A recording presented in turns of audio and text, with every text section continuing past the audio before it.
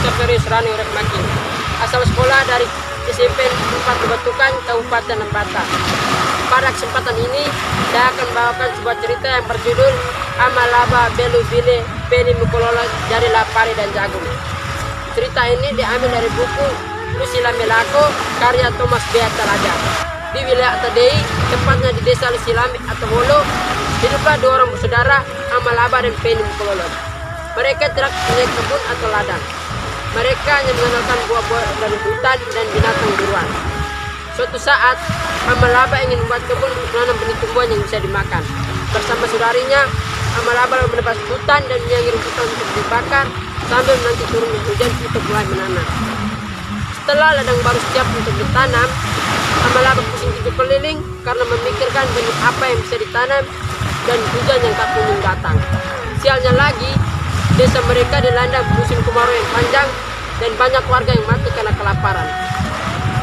Ketika malam datang, Amalaba melamun dan memikirkan nasib mereka dan warga yang makin hari makin menderita. Ia berusaha tidur untuk menutup mata sebentar. Antara sadar dan tidak, ia seolah bermimpi didatangi oleh leluhurnya. Leluhurnya berkata, "Amalaba, hujan akan turun dan kampungmu akan kembali subur jika kau mengorbankan adik perempuanmu itu. Tebaslah lehernya dan potonglah hingga berkeping-keping dan hamburlah darah dan potongan tubuhnya ke seluruh penjuru dan pojok lahan kebunmu itu." Amalaba terkejut dari tidurnya. Sejak malam itu, dia mulai murung. Bagaimana mungkin saya bisa mengorbankan adik perempuan satu-satunya yang aku sayangi? Jika aku tidak melakukannya, maka kehidupan di desa ini akan seperti itu. Gumam Laba di dalam hatinya, dan tak terasa air matanya jatuh membasahi pipinya.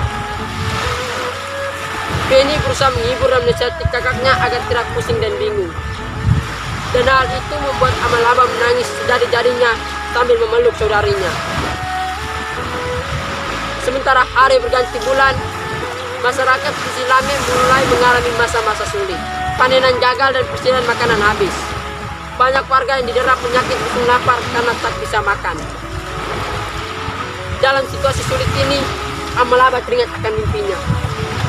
Hanya Peni yang bisa menyelamatkan dia dan warga masyarakat Lusilame dalam situasi sulit ini. Melalui serangkaian doa, Amalaba mengikuti petunjuk dari leluhurnya. Seperti biasa, keesokan harinya, Amalaba dan saudarinya pergi ke kebun barunya. Ada yang sedikit berbeda. Hari itu, Amalaba berjalan sambil memegang tangan adiknya dengan sangat erat. Kadang memeluk dan tak terasa matanya basah karena menangis. Saat mau makan, Amalaba meminta adiknya untuk menyuapi dirinya karena alasan tangannya sakit, dan sambil tersenyum, adiknya menyuapi Laba. Setelah makan, keduanya istirahat, dan Peni mengambil benang dan mulai menenun.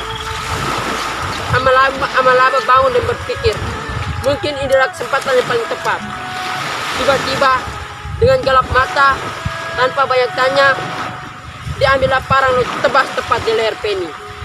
Peni terjatuh bersimbah darah, dan anehnya dia tetap tersenyum. Seperti orang kesurupan, Amalaba mencincang tubuh Peni dan menghamburkannya ke seluruh area ladangnya seperti dalam petunjuk mimpinya.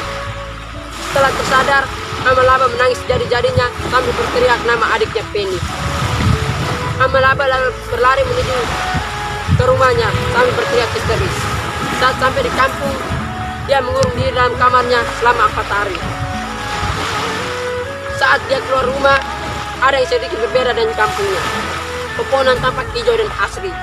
Wajah masyarakat Lusilame sangat ceria dan bahagia, seolah-olah mendapatkan hadiah dari Tuhan. Tanpa menunggu, Amalaba lalu berlari menuju kebunnya. Dan dia begitu kagetnya, dia melihat kebunnya telah ditumbuhi dengan padi dan jagung yang berbulir padat. Ternyata pengorbanan Peni telah membawa berkah bagi dia dan bagi warga masyarakat desa Lusilame. Cerita ini kemudian menjadi alasan mengapa wanita sangat dihormati oleh masyarakat Lusilame termasuk Kota Bolo sebagai pemberi hidup. Bahkan sampai sekarang, padi dan jagung sangat diperlakukan dengan santun dan hormat. Dan dilarang keras apabila ada yang buang biji jagung atau beras, dianggap sebagai penghinaan terhadap pengorbanan Peni Mukololo. sekilas cerita dari saya Seperurek. Mohon pamit. Sekian dan terima kasih.